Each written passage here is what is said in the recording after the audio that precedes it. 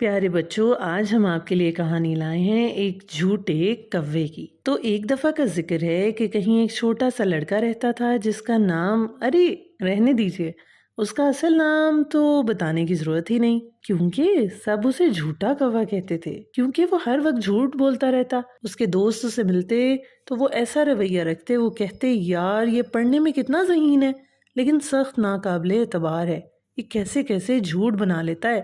اور گھر میں اس کے بہن بھائی اس کی اس عادت سے بہت تنگ آ چکے تھے۔ ان کے متعلق کہانیاں گھڑتا جس کی وجہ سے کئی دفعہ اس کے بہن بھائی مصیبت میں پھنس چکے تھے، لیکن جب ان سے جھوٹی باتوں کا پوچھتا تو وہ مکر جاتا۔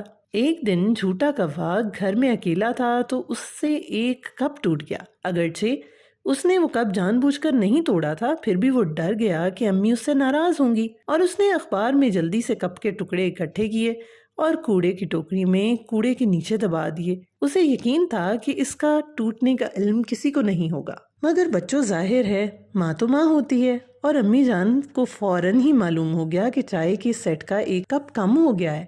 جب انہوں نے ادھر ادھر ڈھونڈا تو انہیں کپ پکڑنے والا ہینڈل فریج کے نیچے سے مل گیا۔ ان کے ذہن میں فوراً جھوٹے کوے کا خیال آیا، لیکن ہمیشہ کی طرح جب انہوں نے اس سے پوچھا تو معصوم شکل بنا کر اس نے کہا کہ میں تو کچھ بھی نہیں جانتا، اور امی جان میں نے تو اسے نہیں توڑا۔ جب امی نے کپ کے بارے میں اس کے دوسرے بہن بھائیوں سے پوچھا تو انہوں نے انکار کر دیا، لیکن صرف پتہ لگانا یہ امپورٹنٹ تھا کہ کون سا بچہ جھوٹ بول رہا ہے سب میں سے، اس لیے امی کی طرف سے سب کی پٹائی ہوئی۔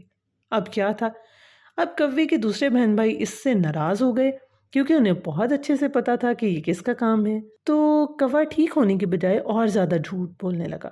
اب اس نے امی کو صرف یہی امید دی کہ شاید وہ بڑا ہو کر ٹھیک ہو جائے گا۔ پھر وہ ایک دن بیمار ہو گیا، سخت بیمار۔ ڈاکٹر کہنے لگے کہ شاید بچ نہ سکے۔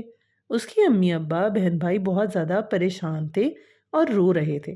امی ابا کو بیٹے کی بات رہ رہ کر یاد آتی کہ وہ خدا سے بہت محبت کرتا ہے اور اسی کے پاس لوٹ کر جانا چاہتا ہے۔ اس کی اس بات کو سن کر ماں باپ کو کچھ تسلی ہو جاتی۔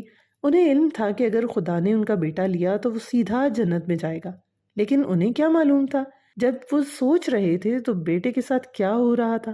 جھوٹا کوا سکتے کے عالم میں جنت کے بہت سنہری دروازے دیکھ رہا تھا بچوں، اور آسمان خوبصورت، آس پاس کی چیزیں خوبصورت۔ جھوٹے کوے نے اسے اپنا نام بتایا تو آواز آئی، ذرا ٹھہرو، میں تمہارا زندگی کی کتاب میں دیکھتا ہوں۔ تبھی لڑکے کی آواز سنائی دی، مجھے افسوس ہے لیکن تمہارا نام کتاب میں نہیں لکھا ہوا۔ لڑکا بولا، یہ کیسے ہو سکتا ہے، میں تو نماز بھی پڑھتا تھا، اللہ تعالیٰ سے پیار بھی کرتا تھا اور وہ مجھ پر مہربان بھی تھے، میرا کتاب میں نام ضرور ہوگا۔ کچھ لمحوں میں ایسی آواز سنائی دی، کیا تم جھوٹے کوے ہو؟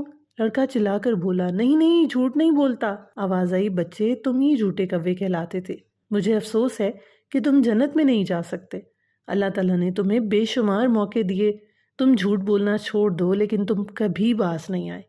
ہو سکتا ہے تمہارے امی ابو کو علم ہو کہ تم کب کب جھوٹ بولتے رہے ہو، لیکن اللہ تعالیٰ تو دلوں کا حال جانتا ہے نا، اس لیے تم جنت میں نہیں جا سکتے۔ وہ رونے لگا اور اس نے پھر اللہ تعالیٰ سے توبہ کی، اور آواز بہت دھیمی تھی۔